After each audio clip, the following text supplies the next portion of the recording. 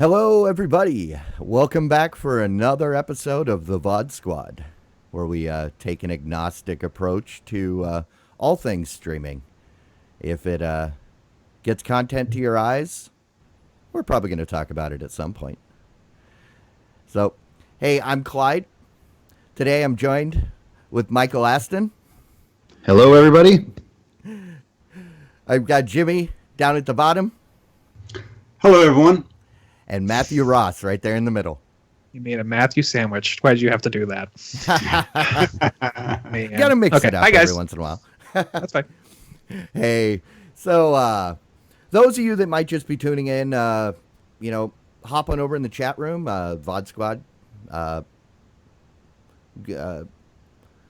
Do our best to pay attention and answer questions or, comment on your feedback. But guys, if you're ready, why don't we get started? So, those of you that caught our episode last time, 2 weeks ago, we started a new thing we call a 30-day challenge, where we decided we were going to test out PlayStation Vue for 30 days and, see where we're going, see what we think. Guys, we're about 2 weeks in. Just general overall feelings. Where are you guys at? So I think I was one of the few people that actually was really utilizing PlayStation Vue last time when we talked. We were, I don't know.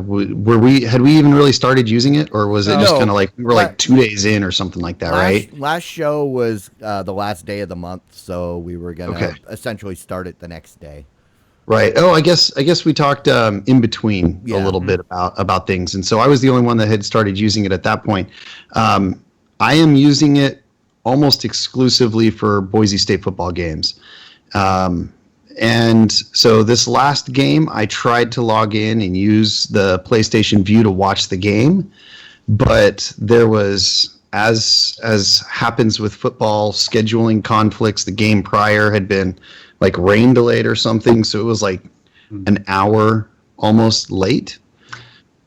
So I had to borrow my brother-in-law's DirecTV access for 20 minutes of the game on ESPN News, because PlayStation Vue gives you ESPN, ESPN2, and through the website ESPN3, but you cannot get ESPN News for some reason.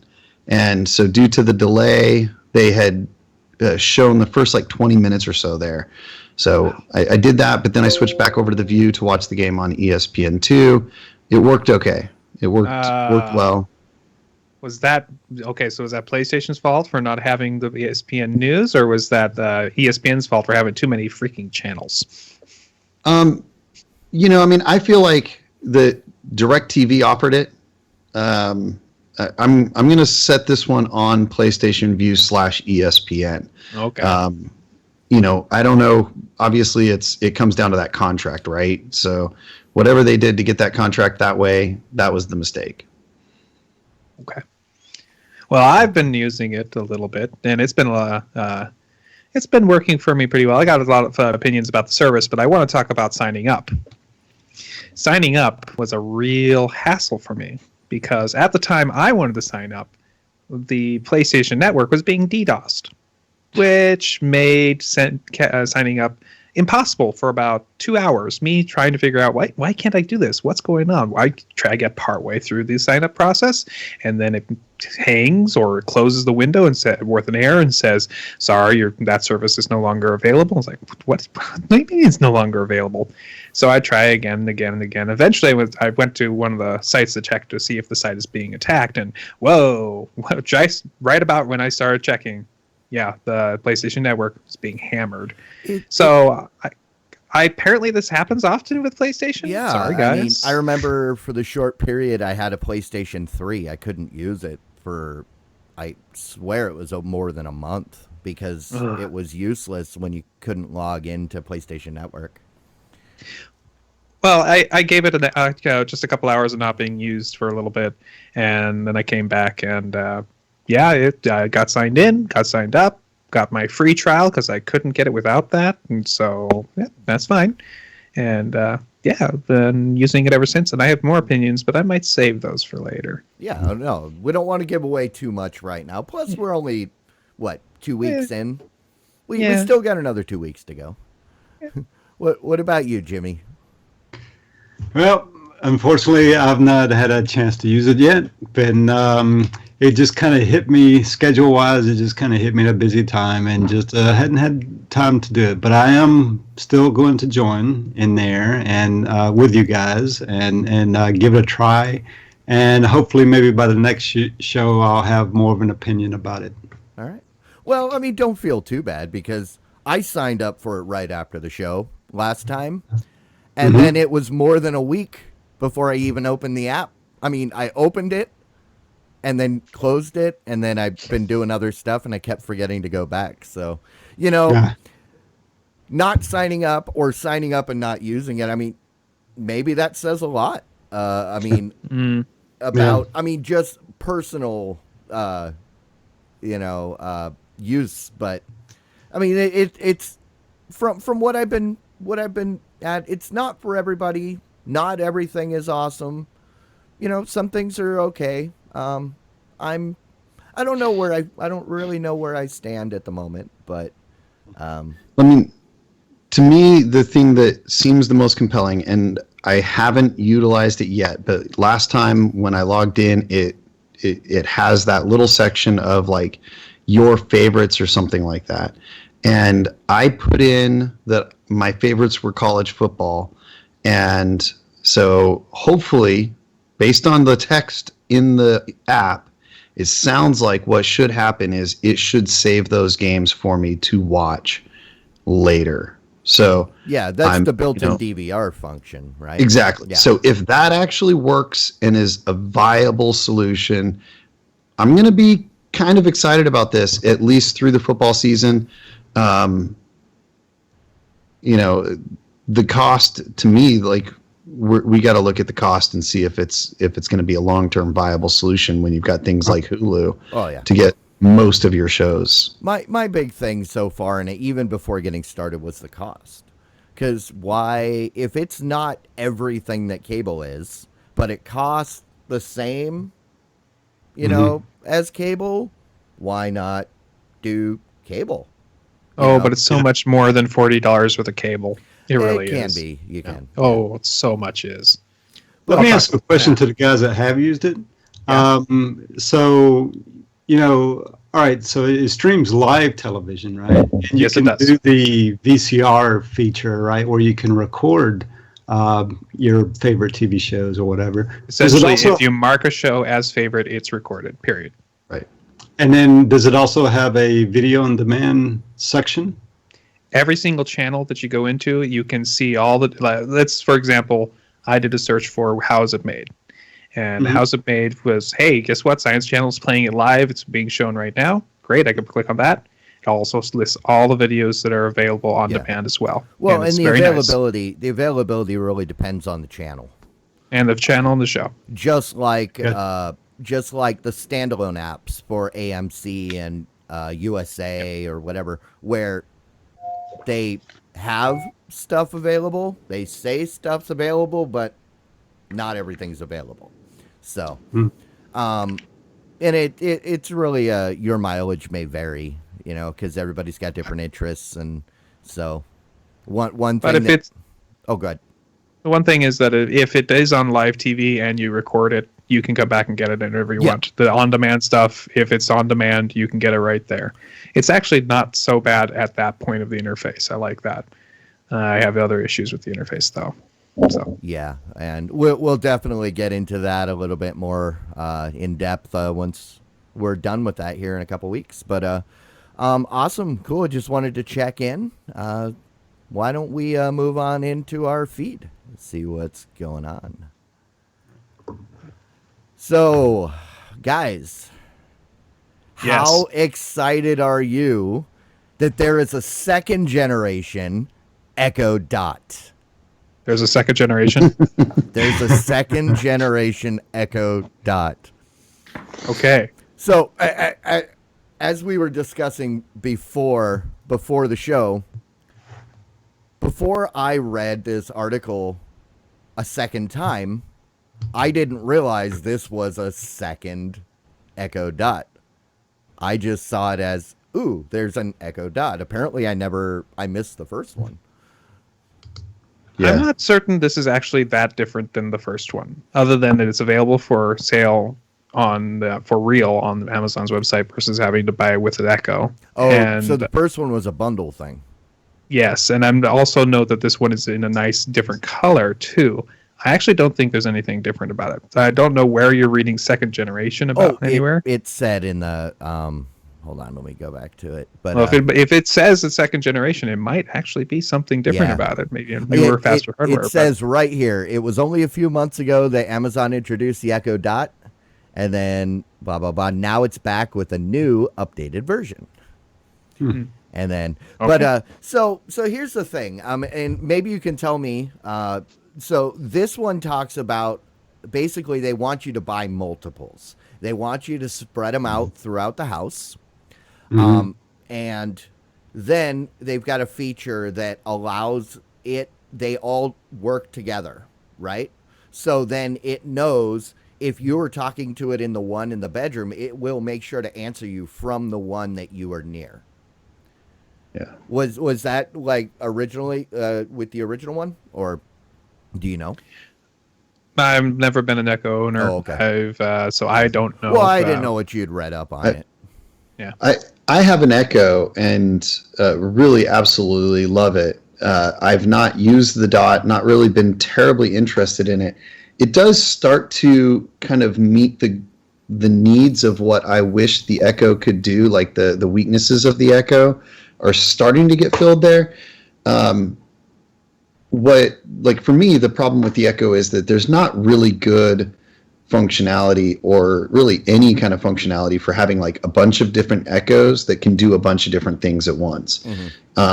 So this would allow you to kind of like have one real Echo device and get sound kind of everywhere, though it indicates that the speakers aren't good, so you probably have to pick up an external speaker for each Dot or every other Dot or something like that. But you're still kind of constrained to one thing. You can only still listen to like one song, that kind of stuff. So it's still missing some points for me. On that speaker note, it didn't say that the speaker was bad. It said that the speaker's not as good as the regular Echo just because it's a smaller package.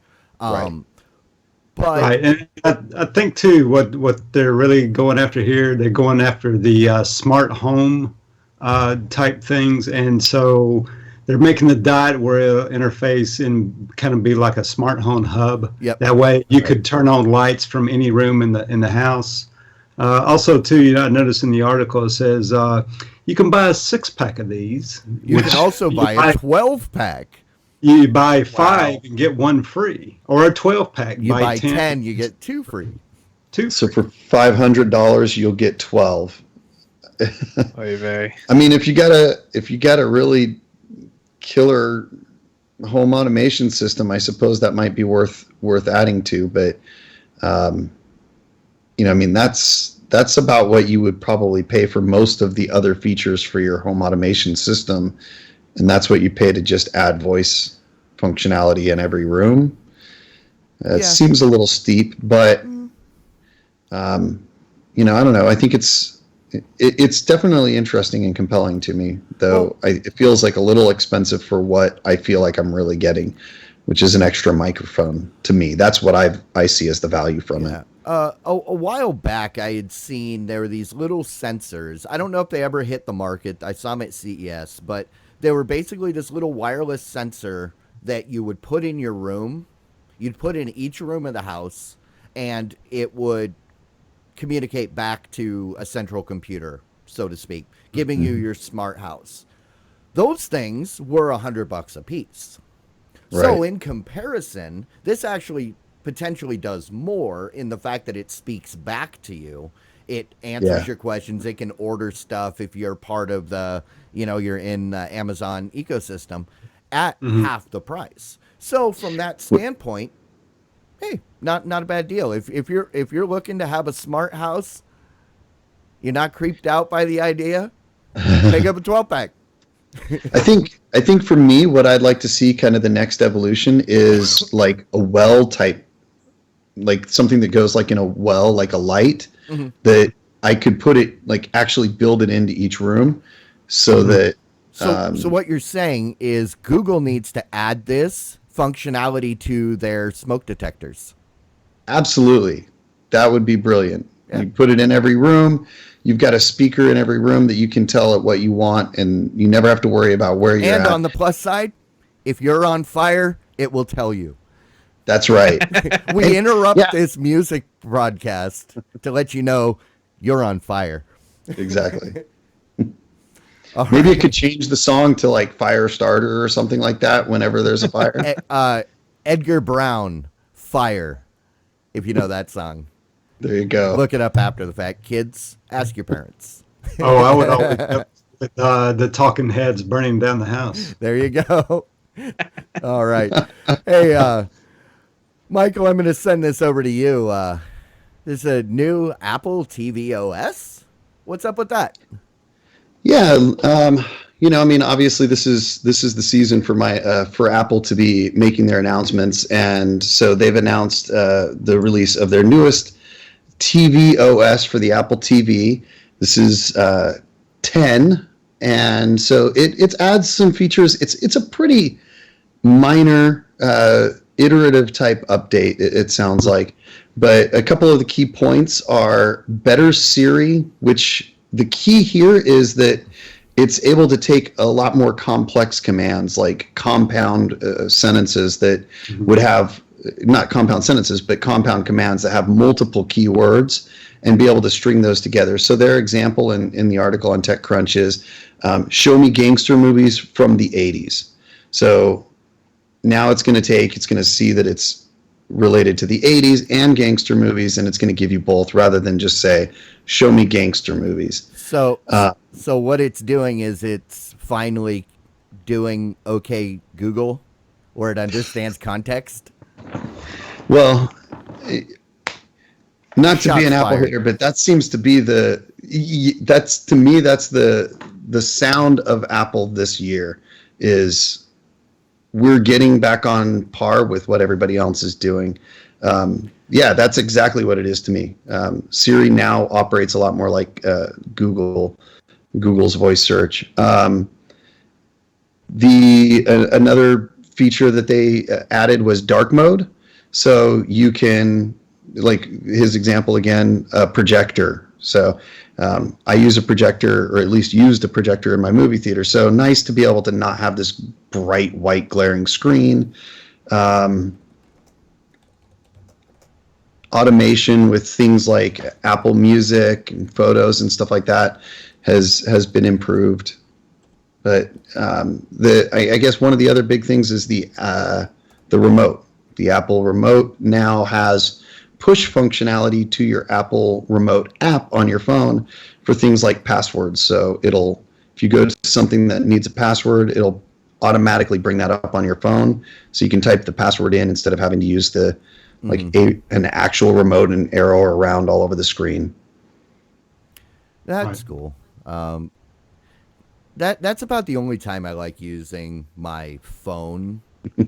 But most, like on the Roku and the Android TV and whatnot, most of the time I'm just using go to the computer and enter a code. So, but Apple wants to be keeper of all that, and if they want to be the keeper of all that, hey, more power to them. There are people like us who want to use the PC on the TV, and then there's the people that aren't like us who don't want to use the PC on the TV. And Apple's trying to appeal to that other side where they don't want to have to do that. Oh, absolutely. Good on them. Absolutely. Good on them. Hey, I've only barely used one of the new Apple TVs once. It looks really nice, actually. I think it looks good. I haven't had it used enough to make a valid opinion, though. Is that the new one you're talking about, Matt? Yeah, that was the new one. I went was gonna to say- somebody's house and it was like, oh, this is the new one. And they're like, oh, Yeah. the touch is interesting. And that was it.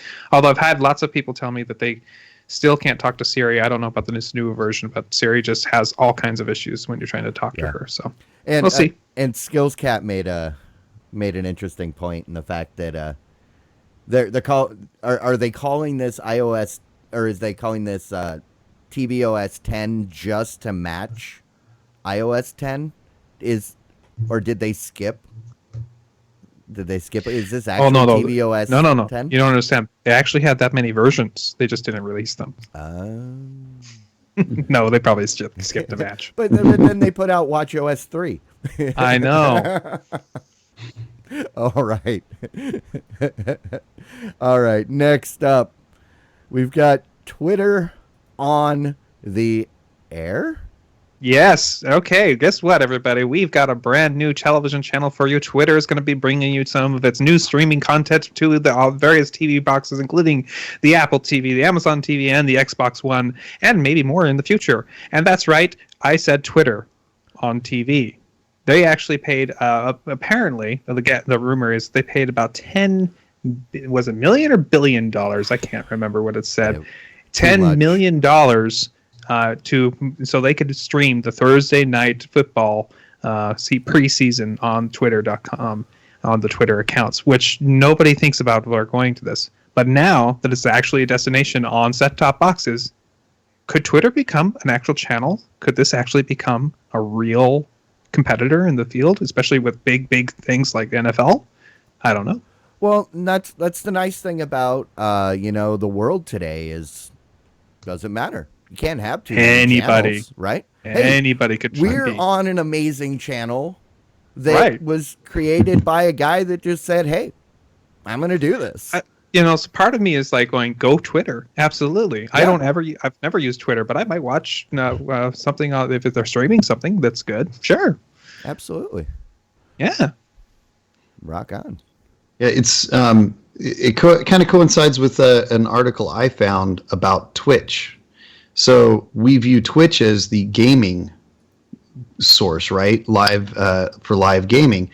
In a recent interview at actually TechCrunch has an article up about it, but it was at the TechCrunch Disrupt conference.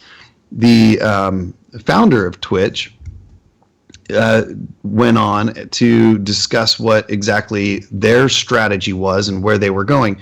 So Emmett Shear, he said that Twitch doesn't want to be just about gaming. They want to be your live streaming source. Mm-hmm. So kind of similar to what Twitter's talking about, live streaming, because Twitter is all about that live in the moment thing, right? And that's why you're doing these live tweets and stuff. So Twitch right now is all about gaming. Well, they want to be all about live things as well. So kind of moving down the same path, trying to accomplish the same kind of goal. Bigger departure for Twitter than it is for Twitch, though Twitch is definitely stepping out of its wheelhouse, I think. Go ahead. I was going to say, while I'm kind of happy to see this, I am confused because it wasn't that long ago that they were a network that did everything, and they said no, just only TV. Gaming. But now they're,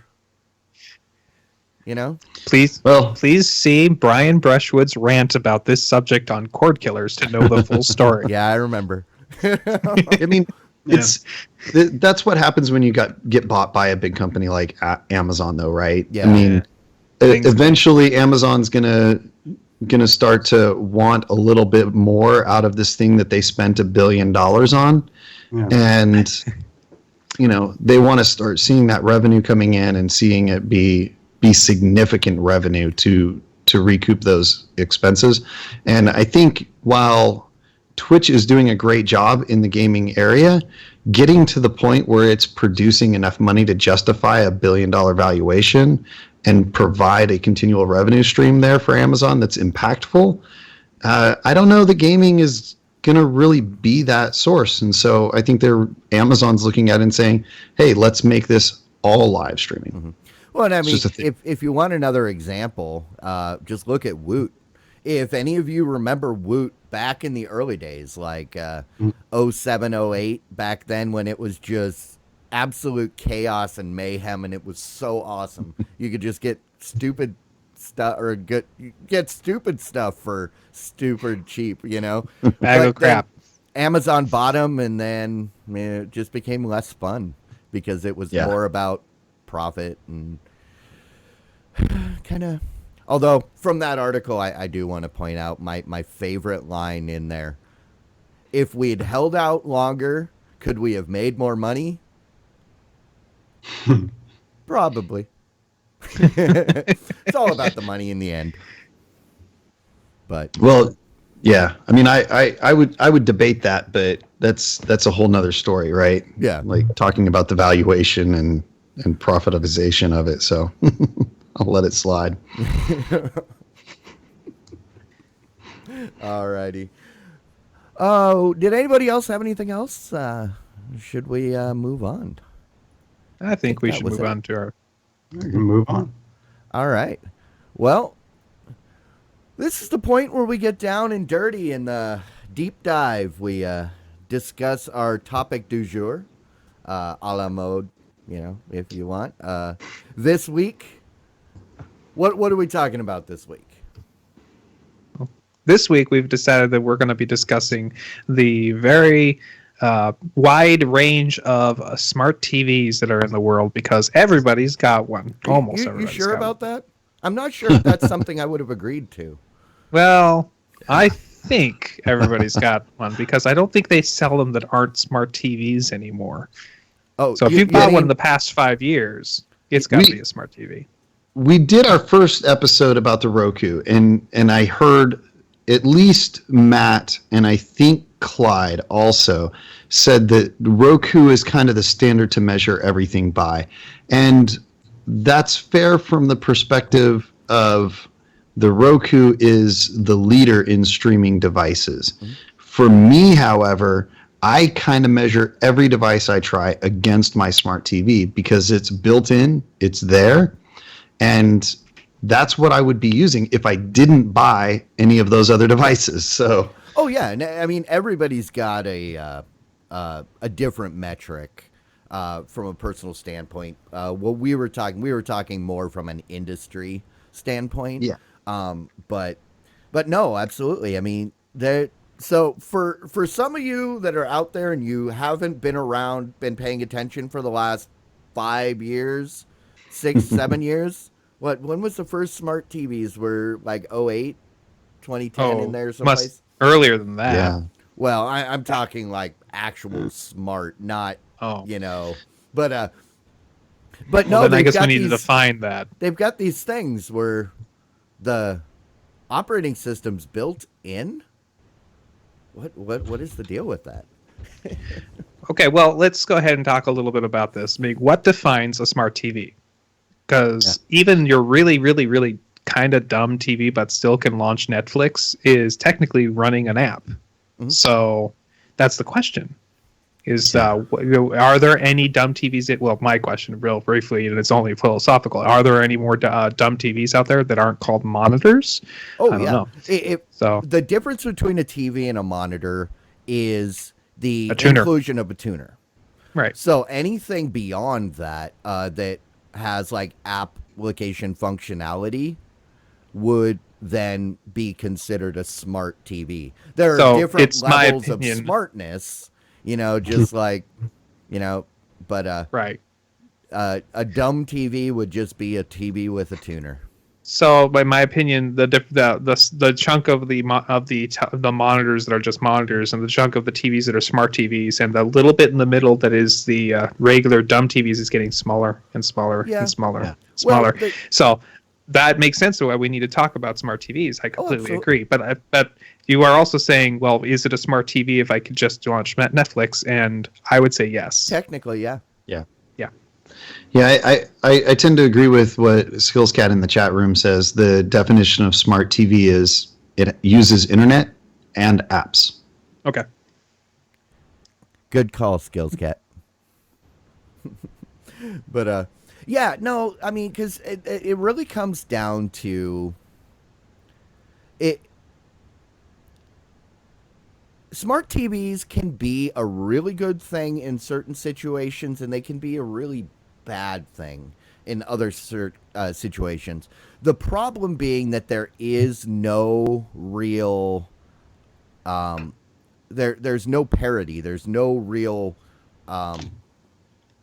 metric that they are built to. Some of them have proprietary software with apps that are slow because there's not enough hardware, because they're made by the manufacturer. But they're actually getting pretty good with the ones that have Android TV or Roku built in. Because with those, in order for the those companies, Google and Roku, to allow their thing to be sold as part of it, it has to meet a standard. Mm-hmm. And for that, that's good. That's good because something like that, you know what you're getting.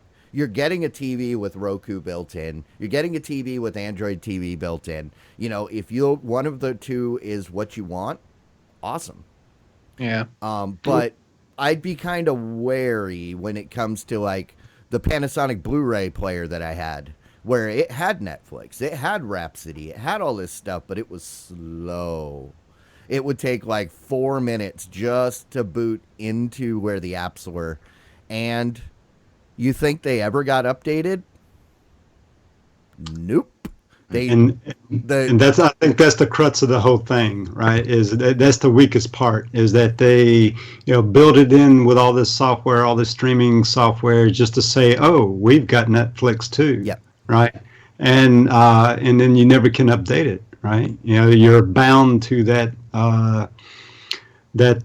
smart TV that you bought in 2008, right? Well, you've got a 2008 Netflix app, right? And I'd be surprised if it even still worked after that long. So to where if you have a Roku or Apple TV or Google TV, right, those apps are updatable. To a point. Yeah. I mean, it certainly depends on the smart TV that you're using. I mean, I've got an LG smart TV, and I do get updates for the apps pretty regularly. I would say, I've only had the TV probably for 3 or 4 months, and I've gotten at least one update every single month. Let me ask a question about that LG. I'm being a little facetious here, right? Sure. But do you have YouTube on it? Yeah. I'm surprised to hear that, right? Because most do not, and that's, bad or good. I think a lot of people measure, their streaming services. YouTube is one of them, right? It's got to have all the, major ones. Does it have YouTube? Does it have Netflix? Does it have Hulu? Does it? The LG is the one that they purchased the right to use the WebOS. Is that correct? Right. Yep. Oh man, that's awesome. See, that's a real operating system. And, so it's using WebOS. I have Netflix, Hulu, Amazon, and YouTube that I use on a regular basis. So those are the apps that I consistently use. Mm-hmm. And there are several others that I don't use as often. I know like Voodoo or something like that. And there's a few others. It does not have, at least last time I looked, it did not have a PlayStation View, and that was I looked right after I bought it, so I didn't actually look recently because I'm using the Fire TV for my PlayStation View viewing. Mm-hmm. But it's got a fair variety of apps, and like I said, I get updates for them very consistently, and they all seem to work fairly quickly and fairly snappy. So I guess compare the experience you get on your smart TV to the experience you get on, say, Roku. I felt like they were identical as far as the performance, the feature set of the software. There's a little bit of difference in some of the things, like my smart TV does not have, it doesn't have any voice search or anything like that. So voice search on the Fire TV or the Roku is kind of nice. and I use that a little bit. The other thing that it's kind of lacking in is, it does not have as broad of a variety of software features. Like I said, for the Fire TV, I have the PlayStation View on it, and I also have a few other apps like the ESPN app itself, which I didn't see in the Roku or in my LG app environment. But again, that may be that I overlooked it. It may be there. But it's definitely meets my needs quite well without any lag, any bugs, 4K content and everything in 99% of the situations. The only thing I go to the Fire TV for is ESPN for my college football show. Yeah. So, see, and I think. Go ahead. Oh, I was gonna say, because there's a benefit there. If it works good, awesome. Right. Because that's good for people that don't necessarily want to have to worry about what devices are. Back around. Oh, I'm getting my voice through somebody's mic. Yeah. But Hey. there you go. Back. It was back around the Super Bowl. I was walking through Walmart, and some guy flagged me down. And he said, "Hey, you know anything about TVs?" I was like, "Yeah, I guess." And he was like, I all I want to do, I don't know what I want. I just want to watch the game." And he was looking at all these TVs, but he didn't want to spend a lot of money. And that was right around the time that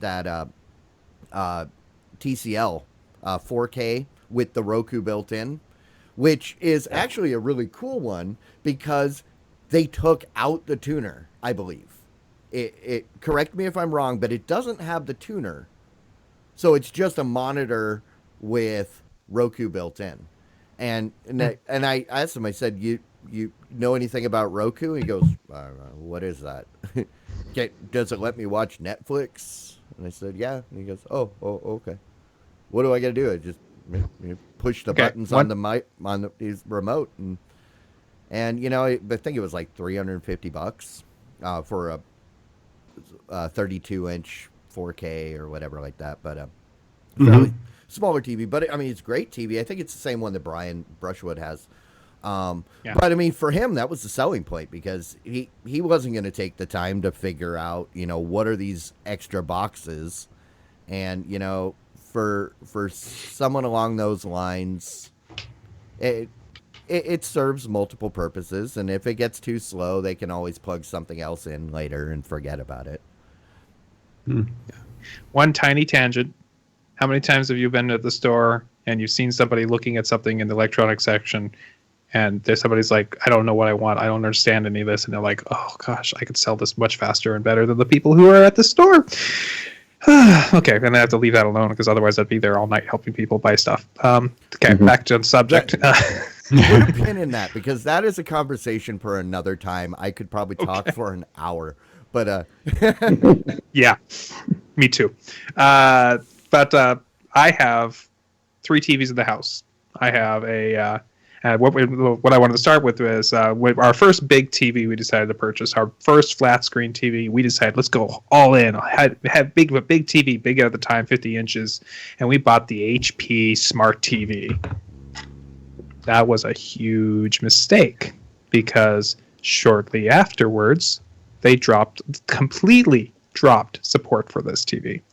I believe it was 2008 when we bought that because this was basically a computer inside of a television, and we liked it. It was a nice full-fledged, could do everything, could go search the network for shares and go play things. It didn't even need DNLA. It could just do its own player and got updates from HP. But then they dropped it like a hot brick, so that's too sad for us.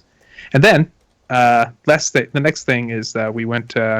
We actually, that TV broke. We actually had an accident in the house where the TV broke. We had to go get a replacement, and we ended up getting our current TV, which is a JVC. It's a smart TV. It has apps built into it. I don't know if we've ever got an update for it, but it still runs Netflix. It still does YouTube, so I guess it's still considered up to date. We'll see if it keeps on going for a while. And I just purchased for my downstairs room, because we needed another TV in this new apartment, a very nice Samsung, and it's one of those smart hub TVs. And never used any of the features on it, quite frankly. Never needed to. That's in the gaming room, essentially. See, and then our last...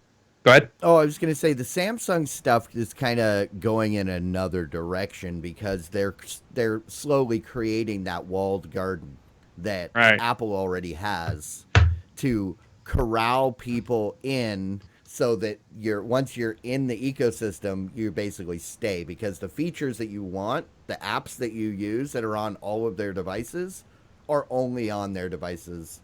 And, if it works, great. And people are happy, awesome, but I don't like the whole you're either in or you're out kind of mentality that they're moving towards with those devices. Well, the other one that I just is it was a Walmart special on one of the middle of the night 32-inch Emerson TV, really dirt cheap. I think it was barely over $100. And I have a link in the notes about what it does to my TV when I use my TV with my Roku, and then I turn off the TV, and then I turn the TV back on without turning off the Roku and try to watch something. I get the purple screen, the HDCP screen, which, boy, makes me wish it was a smart TV because it's just annoying. So, but yeah, it seems like TVs are either you connect something to make them smart, or if they're a smart TV, they have to be running one of the popular supported updated OSs, kind of like a phone. Sure, there are smartphones that aren't made by with an Android or iOS on them. You probably don't want them. BlackBerry's gone. You don't want those aren't updated anymore. So bottom line, I'm usually against anything that's proprietary that is not open, because the chance of it getting abandoned is too high, especially for the premium that you end up paying for that proprietary thing. So I usually try to opt in for more open standards, something that even if the main company decides they're going to abandon it, somebody else could potentially, or a group of people could potentially pick it up and, let it live on. Unfortunately, that's becoming more and more rare. Yeah. Well, just a story on this week's cord cutters, I got it posted in here, is that Sony's Bravia lost the access to YouTube, which means that was the last app that they had that hasn't been updated. It's now a dumb TV. Yeah. Well, I was going to say that's not too bad, because Sony is all in on Android TV. All of their new TVs have it, and most likely they lost that just because with the most recent updates to YouTube, the old hardware just couldn't handle it. Right. What were you going to say, Michael? Nothing. Sorry. Oh. Sorry, I'm trying to get ahead of things, so I'll let Matt roll into his next comment, and then I'm done. I got more I could talk about, but I'm good for now. The next thing that you mentioned for me in the notes was the big deal for a smart TV.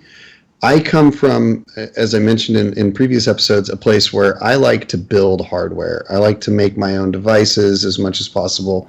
Kind of like you, Clyde, I don't want to have walled gardens. I don't want to have proprietary stuff. For me, the least proprietary thing is a PC of some sort attached to the TV, where I can use any app I want and do it in any way that I want that a PC can accomplish. So I like to go that route. However, that is becoming more and more difficult. Specifically, things like 4K content from Netflix through a computer is difficult, if not impossible, because of HTTP copyright protection protocols and stuff.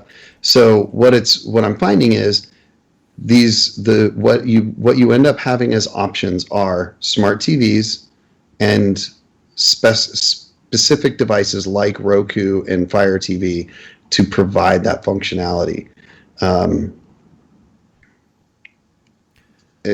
So for me, again, kind of one of the main reasons I'm using that smart TV is because I picked up a smart TV, hooked up a computer to it, and could not watch my content in 4K despite having a 4K TV. Mm-hmm. If Sounds I watched like it they're on the Netflix using app, Go ahead.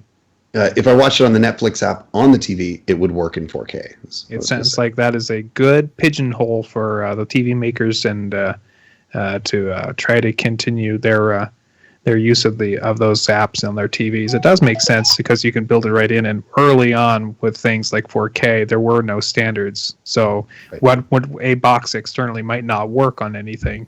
So it makes sense for that to happen internally first. But eventually they have to open it up to everybody. Yeah, and what is frustrating for me is that when I built that PC, I did make sure that the HDMI output had HDCP compatibility for 1080p HD to be able to be output through the HDMI on that computer into the thing. So I had a Blu-ray on that computer, and I could watch the Blu-ray fine, but I couldn't do 4K Netflix viewing on it. So they're just not offering it. Little kind of a little crazy and doesn't make a lot of sense, but to your point, it's a place that the app and device makers can kind of they had to work together to make it work anyways. That's first. Yeah. See, and I'll say that just kind of opposite from what you, or along with what you're talking about, that's a lot of the reasons why I just want a dumb monitor. I don't even want a tuner. At these days, I don't even want a tuner in my TV. I just want a dumb monitor that I can turn on, because I'll plug in something, I will use it for a few months. If it starts getting slow or something newer, better comes out, then all I got to do is I unplug it, plug the new thing in, done. I've got my 50-inch plasma right here that I will never give up until the day it dies. I will probably spend my time trying to fix it. But since I've had this TV, it's had 2 different generations of Sony net boxes, a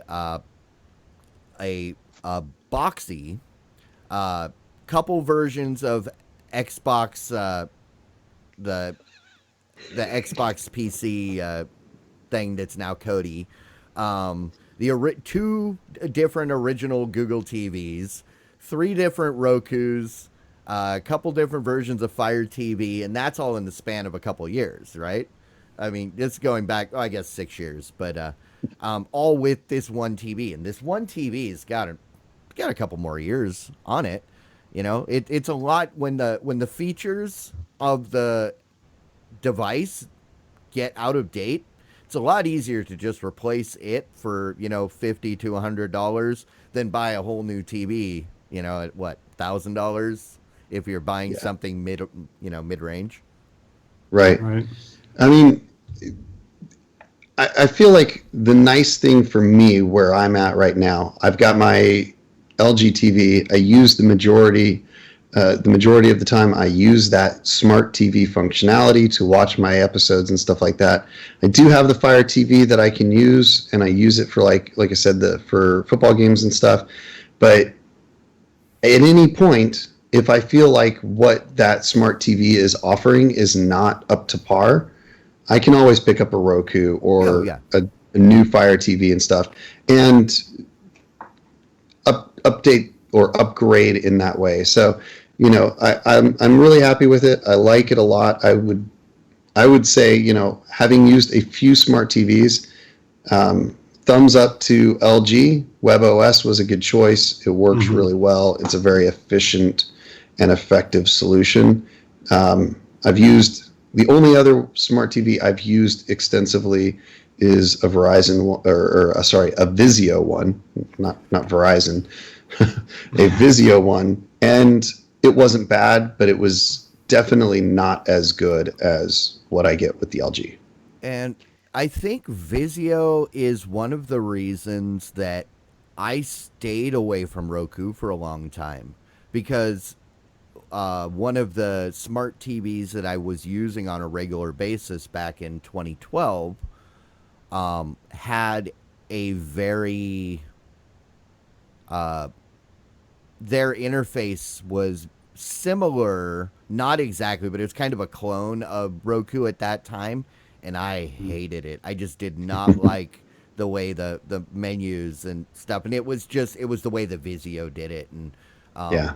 then Vizio came out with their own Google TV box, and it had that same remote and the same kind of feel, and it was like, I just didn't like it. But Yeah. I mean, for the most part, it was decent, except at the time I was using it, Netflix did a major renovation to their app, and that didn't get it.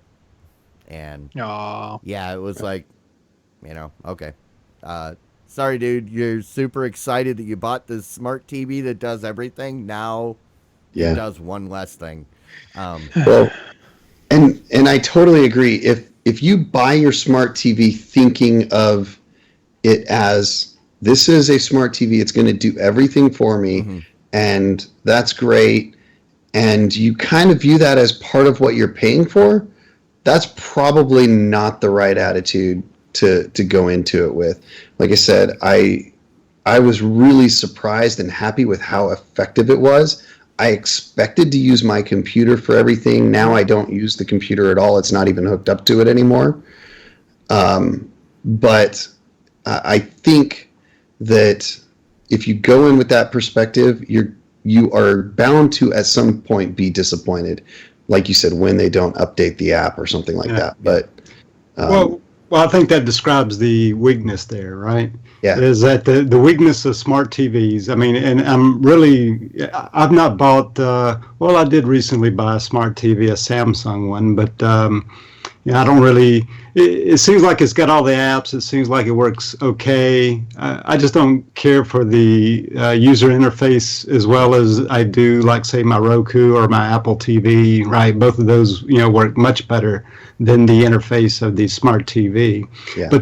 But I guess really the weakness that I see, and say depending on a smart TV to be like, say, your main streaming device, is that is the being able to update it. And our TVs, usually when you buy a TV, you're going to hang on to that thing at least five or more years. At least right? you hope you do. Yeah, to where a streaming device, if you're like I am, a streaming device, you'll buy a new one of those every other year, right? Yeah. You're not going to buy a TV every other year, right? Well, So that's the weakness of a smart TV. That is unless you're Leo Laporte.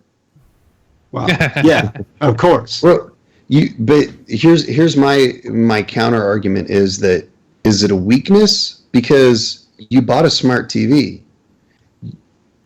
I mean, No, it's not a weakness to buy the smart TV, right? I think that's fine. But the thing is in a couple years when that software gets out of date, then you're probably going to end up buying a streaming device anyway, right?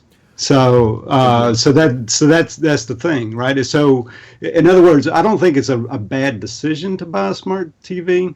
I just think that for my streaming entertainment, I would prefer to buy a third-party device. Yeah. It's pretty simple. You're probably not going to be able to buy a TV that isn't a smart TV anymore unless it's a smaller model. You look at what the options are for what it can do. Does that fill your need? Is it going to continue working over a long time? Assume not, unless it's running a major OS like WebOS or the Android TV. And unfortunately, Apple has not made any deal or released their miracle, much rumored Apple TV model that they're never going to do. And so you're just going to get what you got. And I'm actually looking at one right now. It's a 5K iMac. There you go. That is a beautiful TV. Well, I would actually think that's a beautiful TV. In typical Apple fashion, the way it'll work is the new Apple TV, smart TV, will come out. next year, and it will tout their new invention, 3D. And then they'll sue all the companies that made 3D TVs before them, saying they copied them. But I had to get an Apple dig in there. Something. No, I totally. No, the earlier Apple dig was the fact that the Amazon Dot has an iPhone port, headphone port. I was going to say that. Okay. Hey, there's one last thing before we put this conversation to bed. Cost benefits. I mean, at this point, is there a cost benefit to get? Before, when I got my TV, it was significantly cheaper, like $200 to $300 cheaper to get the TV that wasn't smart. So, I mean, it was an obvious savings for something I didn't want in the first place. But now that it's become just pretty much ubiquitous, do you guys think that there is a cost savings anymore by trying to avoid a smart TV? It depends on if you're looking at the higher end TVs or the lower end TVs. If you're looking at the higher end TVs, makes no cost difference. I mean, you want that really high end, super picture quality. Those video files are looking at and say, well, this one can do this, the better blacks, and that one's almost as good. And you're not caring about whether or not it can do the newest version of PlayStation View on it or not. You don't care if it's able to do 4K Netflix or not, because you're probably more worried about those other little things. And trust me, it probably has those features because it's already included in the cost. It's when you go to the low end and you actually have dumb TVs available to you, and then, hey, this one here is a no-name brand that's going to be $50 less than this name brand, this Vizio. Then you could actually possibly save some money, but I don't know. That actually, I'd probably pick the named brand with it. Even though I don't care about the smart TV part at that point, I would be more worried about the brand at that level. Right. I think that your point about buying a TV that isn't a smart TV is fair. It's really difficult to find a good TV if you're looking at the middle tier or higher, to find a decent TV from a reputable brand that is not a smart TV nowadays. And so kind of I look at it from the perspective of, is there a cost savings? Well, the cost savings is that if you buy a new TV that's a newer model, you may not have to buy a streaming device right away, but you shouldn't look at it as I'm saving the cost of the streaming device, because you will probably eventually have to buy it, with the possible exception of WebOS. We'll see, because I've only had it for 4 months. If the updates continue to go and it continues to be able to handle it from a hardware perspective, then maybe I've got a solution that works for me until something burns out. There's more going on there, so it's more likely for something to fail, which is kind of one of those common arguments for any compound devices. It's like, your VCR TV, your VCR fails, then you're out of luck. Well, at least when the VCR fails, you've still got a TV. When the TV fails, you're out of luck. You're out of a VCR and a TV, right? Yeah. So if you just don't look at it as I'm saving money, I'm just getting this feature, maybe you do save a little bit of money in the short term. I think that if you buy a TV that has one of the very well supported OSs and looks like it's going to be supported into the future, you could look at it as that longer term stopgap. If you bought the TLC with the Roku built in, you can assume it's going to last as long as the current model Roku. If you get the Sonys or the Sharps, I think it's Sharp, the one that has their Android TV, you can assume it's going to last as long as the Android TV models of today will last you. And you can probably assume that the WebOS one, maybe that is going to be the long-term one from LG, because they bought that and they have been supporting it. Good for them. So excellent. Those are the ones you look at and go, wow, these guys are actually doing something with it. It's the Samsung, they do support them. There's updates for them every once in a while. I don't know how long, but eventually those might go away. And the lower name brands, your Vizios, I don't know if you could Hisense and Hisense those actually HUDs make some really good stuff. Right, but do you think they're going to support the next version of YouTube's thing? Oh yeah. Well, I don't know. So I actually 2 years ago, I had a long conversation with the Hisense people at CES because the year previous they had shown their new Android TV, or it was a Google TV at that point, and we waited all year and it never came out. They did put out a TV that had a sort of toned down version, but the standalone box never came out. So, yeah, I stormed over there and had a long fight with one of the guys. It was good. Let me show my. You just made me think of something. Let me show my age here for a minute. Okay. Do you all know the Gold Star television brand of years ago? Yeah. Yeah, Gold Star, right? Lucky Gold Star, right? Lucky Gold Star. It became Lucky Gold Star later, right? Ah. But originally it was Gold Star. Yep. Okay. Right. And then they changed their name to Lucky Gold Star, which eventually became what we know today, LG. Which most everybody people thinks stands don't know for that. Life's Good. Well, that's their slogan now. Yeah. Yeah. I mean, hey, but Anyway, All just right. a little bit of trivia. I remember buying Good job. Gold Star CD-ROMs for my PCs. They didn't work very well. I'm still buying the same model and brand of TDK CD-ROMs that I What? was buying. Well, I should say It's Plex or nothing. no, dude. no. These TDKs were the only ones that would work in my CD burner. Remember those days where you had to buy the media based on what would actually work consistently with your burner? You're talking about the actual Yeah. the actual CD. Every time I move, I find a new spindle of 100 CDs of TDK. It's like, where did that come from? Oh, for me, it's I find myself a spindle, but it's full of various burned CDs for saying things like, "Okay, I don't need that anymore. I don't need that. bought I'm looking for this. one blank one. Where's the one blank one in this pile? Darn it, I don't have any." Find Not another spindle. not saying that half of the CDs on each of those spindles aren't used. But no. I was going to say, I got this at cost when I was working part-time at CompUSA. That was 2006.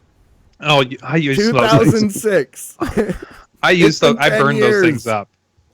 I used to burn those things up, but I was always burning some Linux distro to try out. So Yeah, well, I mean, that was also the point where I kind of turned away from that, but didn't need to burn a whole bunch of disks anymore. thank you, USB thumb drives, for getting cheap. Yeah.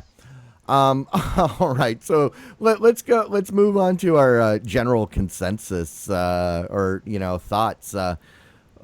Matt, we'll start with you. So, based on this conversation, I mean, what's your overall feelings on So we're giving our normal reviews. Yeah. So I'm going to go ahead and give this the smart TVs a thumbs up. The reason why I'm giving a thumbs up is because you really don't have a choice. They got a gun to your head. You're going to buy a smart TV, very likely, unless you buy a monitor. And no, you're just going to buy a smart TV. Thumbs up. They're good for what they are. They last as long as they last. Great. All right, Jimmy, how about you? All right, for me, smart TVs, yeah, I agree with Matt that you don't have much of a choice. You pretty much are going to be stuck with buying a smart TV with most smart TVs or most TVs that you're looking to buy nowadays. However, I'm going to give it a thumbs down, right? And the reason why is because I just think there's better and I'm giving it a thumbs down, not for the television, but for the streaming options on the smart TV. I just think it's better software on third-party devices. I think if you buy a TV, don't let the smartness of the TV be the reason why you buy that TV. Right? I completely concur. You buy it for the quality of the screen, of what you're buying there, not of the smartness of the TV. All right.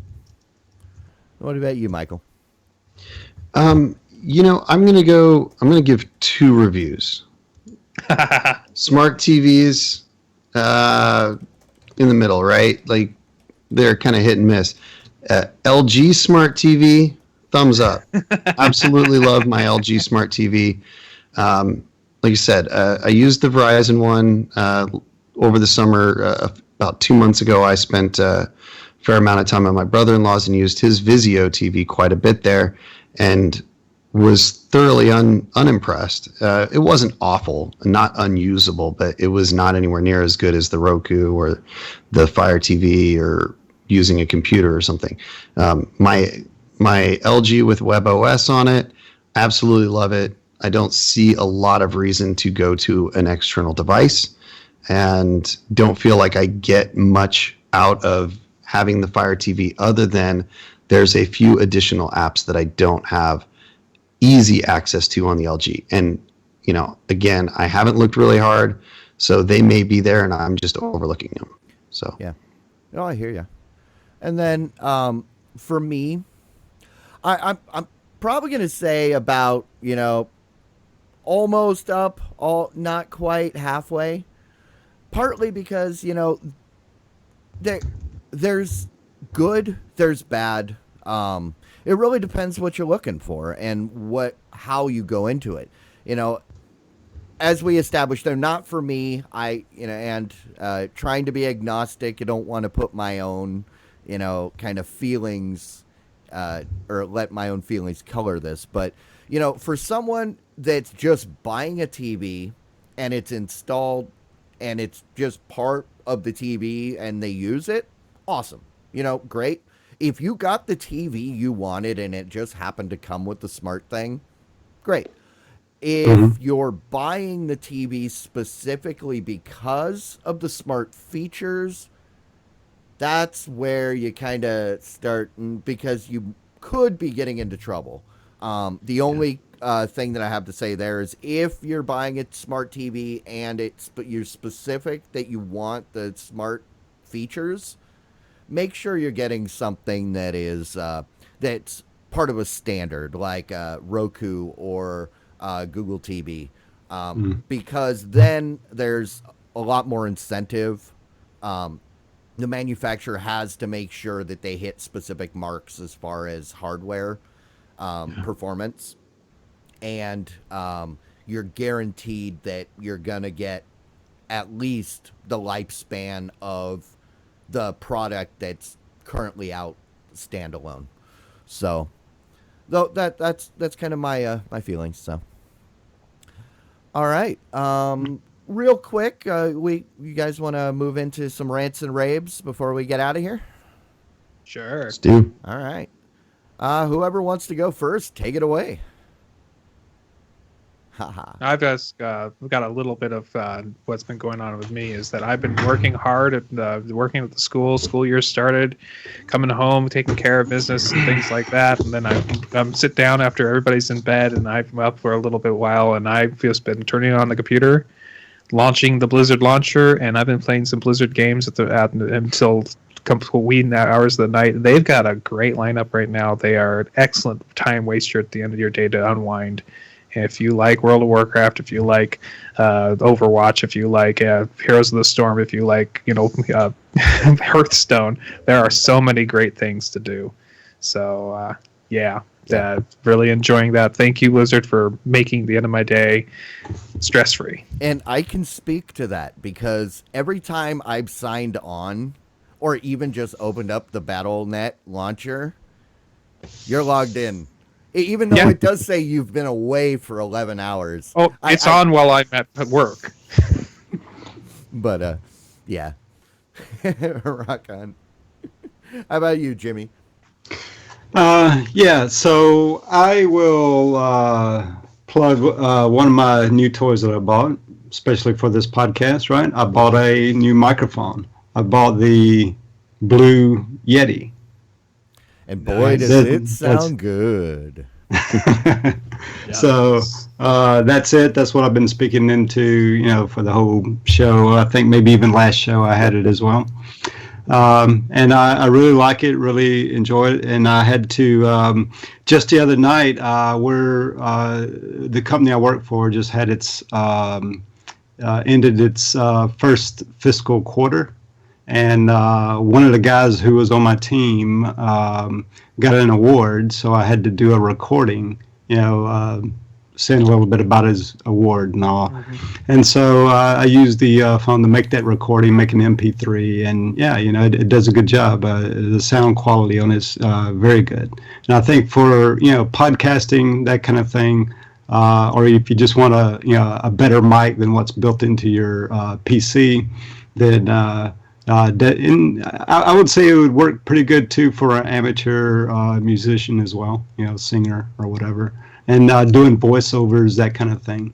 So yeah, you can pick it up on Amazon, I think, for about $120, I think, somewhere right along in there. Yeah, it's not Right, bad. maybe a little less than that. Yeah. And I opted for the gray version. I don't know if you can see that That real looks well. very nice. So the gray one was the one I got. And I think there's 2 or 3 other colors too that you can get. Silver, I think, was one. So so yeah, I would recommend it, and I've been enjoying it. Very Awesome. cool. You know what? We've been enjoying it too. I'm not an audiophile, so I'd love to hear what you guys say. Does he sound a lot better than he did before? Yeah. Cool. Yeah, because before he was using the mic that was on his lapel, which would Right. catch, it would pick up other noise, and especially if it moves along your shirt.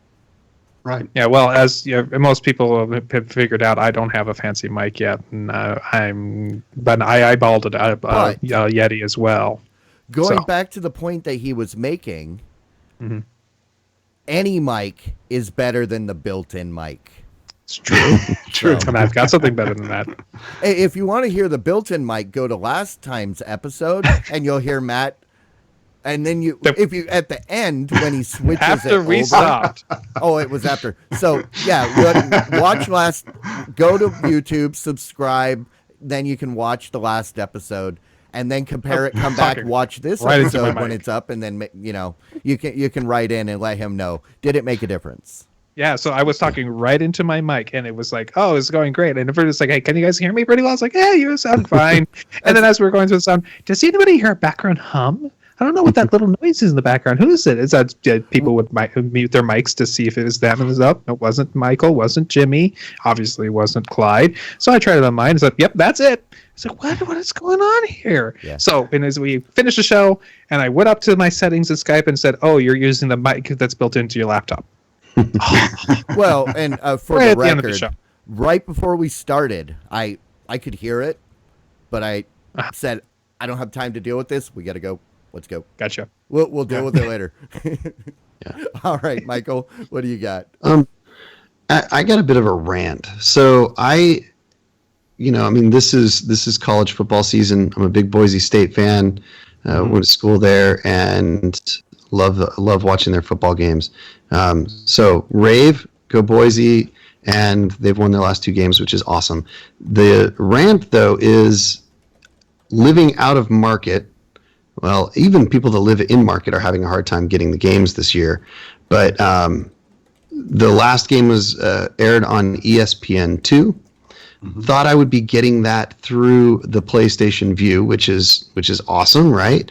Except, as I mentioned, it was delay issues. Come on, ESPN, seriously. Just put it all on there. Let us watch it. It's recorded. It's broadcast. You just aren't showing it on ESPN2. Put it on the website. Anywhere. Let us watch the show. Stop making it difficult. Holding it Shouldn't captive. be that hard. If they're going to hold it captive, they should at least put forward a ransom, right? Exactly. I mean, Yes. it's just common courtesy. I think Please that's write fair. your complaint letters to the FCC. Yeah. No, I don't think it's their fault. All right. And then back to me. It seems every episode's a rant for me. So eventually there's going to be a happy and everybody's going to be like, No, Clyde, we don't believe you. Exactly. So, no. We'll be sitting there the whole time waiting for you to throw the negative spin to it. It's like, but What? It will put on my best Andy Rooney. When I was younger, whatever. No, I've been watching since a lot. a couple weeks ago, I realized I can actually use the AMC app on the Roku, so I've been trying it, which has allowed me to finally watch Preacher. If you haven't watched it, pretty cool. Except I've only seen half of episode 2 and half of episode 5 because it plays to the middle ad break, and then after the ad break, it loads. And you can leave it there for an hour. It just sits there loading. You restart it. It makes you go to the beginning of that ad break, finishes the ad break, load. So I don't know what happened at the end of episode 2 or at the end of episode 5. And then I'm at the point where it's like, do I want to keep going, or do I go out and pirate those episodes because they're not giving me any choice? And I thought maybe it was the Roku. So when I was on the Fire TV, same thing. So it's obviously an issue with that file. I don't know. But AMC, if you're ever watching this eventually 10 years from now, it's probably not fixed yet. Go back and fix it. And I mean, that's it. I'm just grumpy about that because I kind of want to keep watching, but kind of at a point where it's, I don't like being in the dark. Alrighty. Well, we should probably start wrapping things up. But thank you to Skills Cat. You've been back. Come back again, in 2 weeks. Everybody else, we do this every other week, every other Wednesday, 9 p.m. Central. If you're not Central, you could do the math. But in the meantime, if you've got any,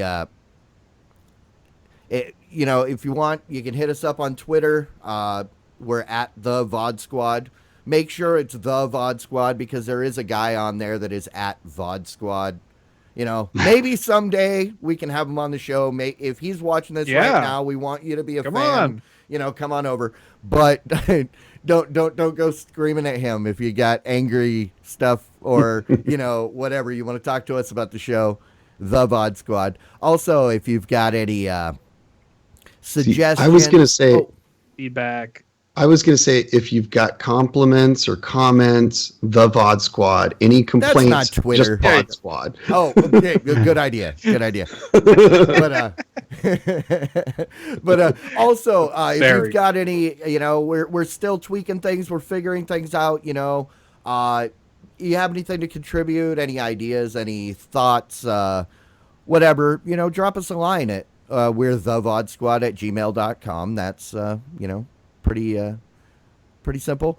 And then also, our videos are now getting posted on YouTube, finally. Yay! But due to YouTube's new policies, we can't get our vanity URL till we have 100 subscribers. So if you want to go out there, please subscribe. If you want to make 50 accounts and subscribe, awesome. Hey, nothing we'll says you take can't do that. We've got 10 subscribers right now.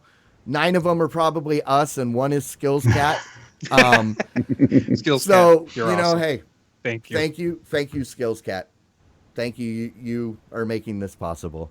But to everybody else, thanks for tuning in. If you're watching this after the fact, come watch us live on Wednesday nights, every other Wednesday night, on diamondclub.tv, 9 p.m. Central. And thanks again. See you later, guys. See you, everyone. Bye. Bye. Later.